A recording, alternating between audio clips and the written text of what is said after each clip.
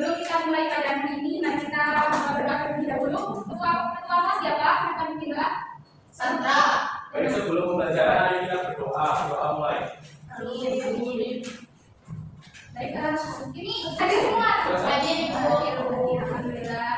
Oke anak-anak, jadi sekarang kita akan belajar tentang teks eksposisi.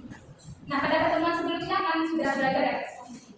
Jadi hari ini kita akan tujuan belajar kita hari ini tuh kita dapat membuat teks eksposisi. Jadi nanti kita akan belajar bagaimana cara membuat eksposisi, bagaimana langkah-langkah membuatnya seperti itu.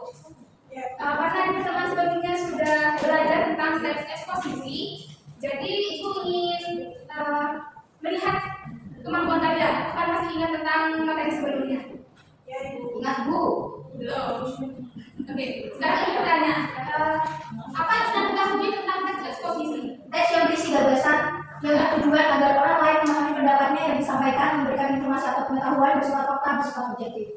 Ya betul. Jadi yang dijelaskan Mbak Soka tadi itu eksposisi berisi tentang gagasan yang bertujuan untuk memahami pendapat yang disampaikan. Jadi gagasan itu disampaikan oleh penulis kepada berdasarkan sudut pandang yang berbeda. Jadi setiap penulis memiliki sudut pandang yang berbeda untuk menyampaikan gagasannya. Lalu dalam yang eksposisi juga terdapat ciri-ciri yang berisi informasi, kemudian fakta dan bersifat objektif. Biasanya eksposisi ini berisi gagasan yang jelas, padat dan singkat. Lalu mengapa tadi kan dijelaskan bahwa eksposisi itu sifatnya objektif? Mengapa eksposisi itu bersifat objektif? Kalian bisa menjawab? Ya Kak Yuri?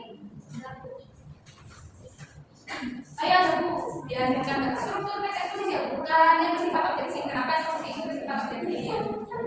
Bersifat objektif karena informasi yang disampaikan itu harus berdasarkan pada fakta. Ya, benar-benar terjadi di lapangan. Ya, jadi dalam menyampaikan eksposisi itu harus berdasarkan fakta, jadi harus objektif dalam menyampaikan suatu gagasan.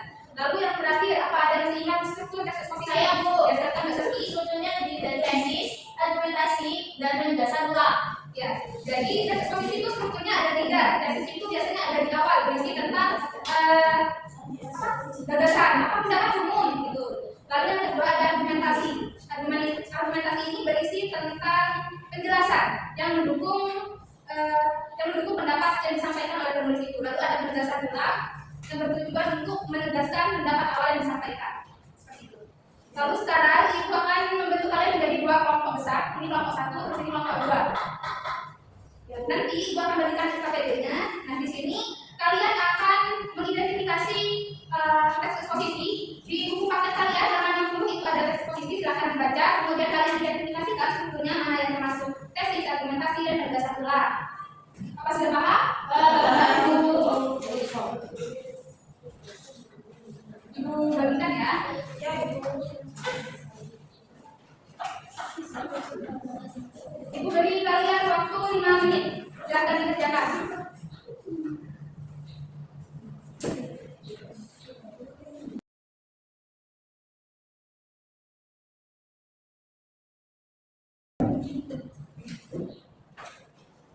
Apa sudah selesai anak-anak? Sudah.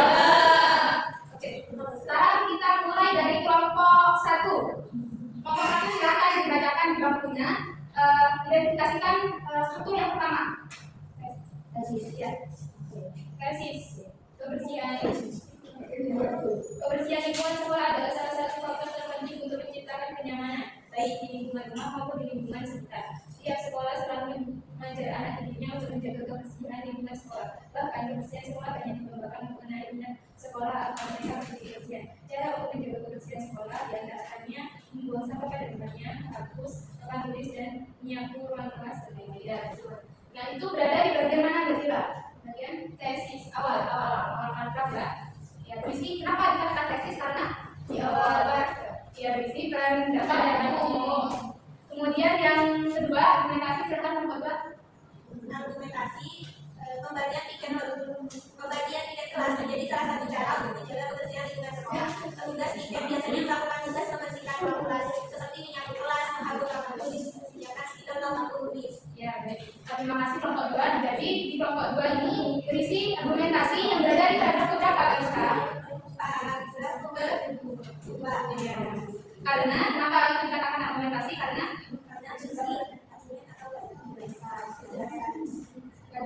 Kemudian yang ada satu lagi, ada yang tahu ada di paragraf berapa? 3. Kenapa di situ termasuk penegasan pula? Karena ada penegasan ya. Berarti kalian ini semua sudah paham ya? Masih semangat apa belum? Semuanya sudah lemes? Masih paham. Jadi kita sekarang melatih konsentrasi ya. Kalau ibu bilang, baru kalian lakukan apa yang disuruh. Misal, pegang tidak teman, kalian pegang. Tapi kalau ibu tidak mengucapkan kalau ibu katakan silahkan lakukan, kalau ibu tidak makan itu berarti jangan lakukan ya. Bisa ibu katakan kepala, berarti tidak bisa pegang ya. Oke, sekarang kita mulai ya kak. Dengan diskusi. Oke, kita mulai sekarang ya. Pegang ini. Nah, sudah lagi ke konsentrasi. Ulang. Pegang kepala. Tidak teman. Nah,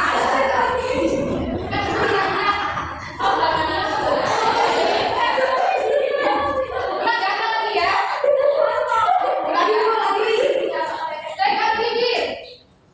Hidung. Pegang tangan. Kepala. Kali kan?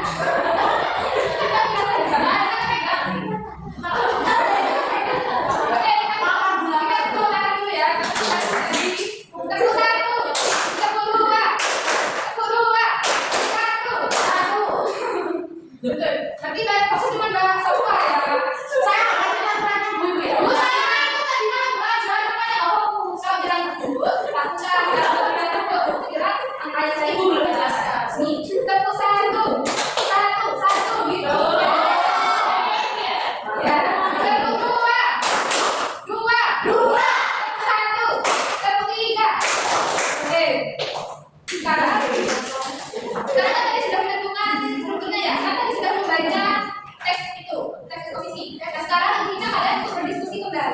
dan membuat pertanyaan. Nanti kalian saling bertanya antara kelompok 1 dan kelompok 2 ya.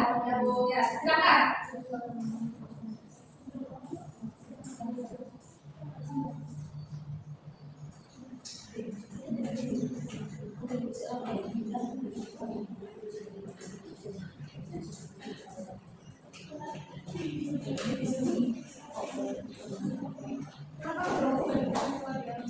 Oke, sudah selesai kan? Sudah.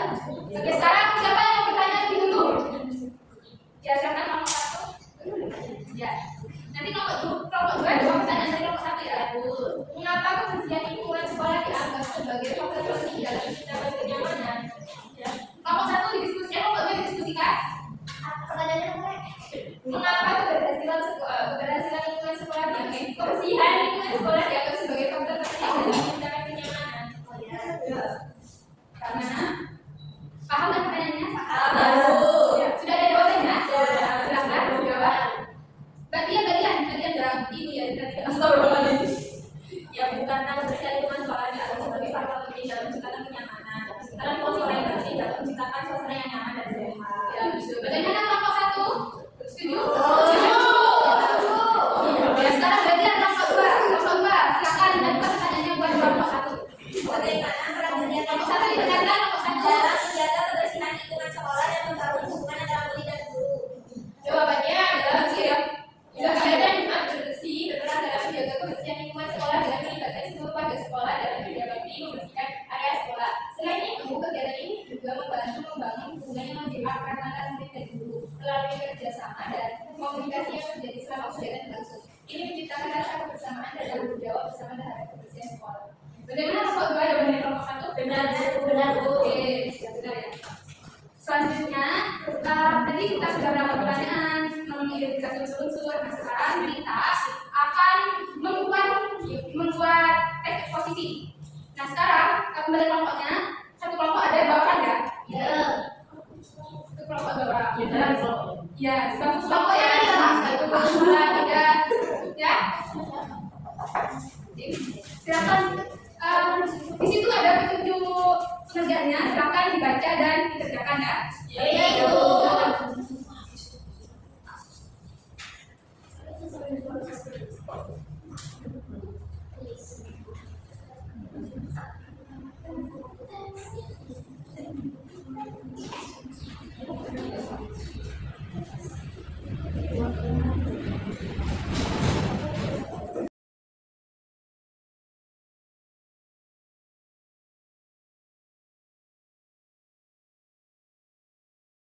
Sudah selesai anak-anak? Sudah.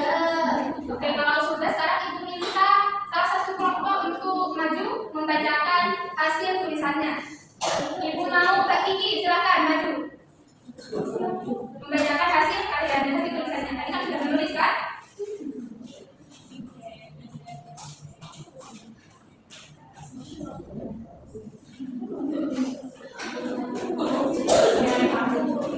Lingkungan hidup yang bersih bisa meningkatkan kualitas hidup. Kualitas hidup yang baik bisa ditentukan dari bagaimana cara kita menjaga lingkungan hidup. Gotong royong dalam membersihkan dan menjaga lingkungan secara rutin bisa menjadi alternatif dalam menanggulangi pencemaran lingkungan. Selain itu, hari Minggu bisa dijadikan sebagai jadwal kegiatan kerja bakti rutin seluruh masyarakat desa yang dimulai pada pagi hari. Kebersihan lingkungan hidup merupakan hal yang tidak bisa dipisahkan dari masyarakat dan merupakan faktor penting kesehatan dan kenyamanan dalam bermasyarakat. Terima kasih saudara. Jadi itu tadi memang kalian sudah membuat eksposisi. Nah, tadi kan ibu belum menjelaskan ya bagaimana cara membuat eksposisi itu yang baik. Nah, ibu tuh tujuannya agar kalian mencari tahu terlebih dahulu bagaimana sih cara membuat eksposisi itu. Nah, sekarang karena kalian sudah membuat, ibu akan menunjukkan eksposisi yang sudah ibu buat. Nah, jadi di dalam eksposisi ini kita harus menentukan temanya terlebih dahulu. Mau temanya tentang apa? Di sini ibu ambil tentang keamanan organik. Kemudian setelah itu kita mengumpulkan data dan informasi dari berbagai sumber, dari internet, dari buku dan sebagainya. Yang ketiga baru kita membuat kerangka. Nah di sini yang kita dari warna kuning. Nah ini adalah kerangka yang belum dikembangkan. Setelah itu setelah membuat kerangka baru dikembangkan lagi menjadi kalimat utuh yang tersusun menjadi eksposisi. Sudah paham? Nah dari tulisan yang kalian buat tadi, silahkan kalian sendiri. Menurut kalian apa yang kurang dari hasil tulisan kalian? Nanti kalian bisa perbaiki di pertemuan selanjutnya. Oke? Baik ibu. Jadi itu saja pembelajaran pada hari ini. Ada yang bisa menentukan pembelajaran kita hari ini? Ya, silakan Pak. Teks eksposisi merupakan teks yang berisi gagasan yang bertujuan agar orang lain memahami pendapatnya yang disampaikan. Ciri-cirinya ada memberikan informasi atau pengetahuan, menggunakan bahasa baku, berisi fakta, format penulisan singkat ada dan jelas, bersifat objektif dan tidak memberat. Strukturnya ada 3, tesis, argumentasi, penegasan ulang. Langkah-langkahnya yaitu menentukan tema, mengumpulkan sumber atau bahan, membuat kerangka dan mengembangkan kerangka. Ya. Terima kasih Mbak Sofa. Jadi Ibu harap pembelajaran hari ini bisa bermanfaat untuk kita semua. Amin. Tetap semangat anak-anak. Ingat bahwa perjalanan kalian masih panjang. Yang bisa mengubah kehidupan kalian menjadi lebih baik adalah diri kalian sendiri. Masya Allah. Jadi semuanya ada dalam diri kalian sendiri. Lakukan yang terbaik. Jangan lupa semangat dan terus berusaha. Itu saja dari Ibu. Untuk pertemuan berikutnya kita akan belajar tentang tes geografi. Jangan lupa dipelajari terlebih dahulu ya. Baik, Ibu.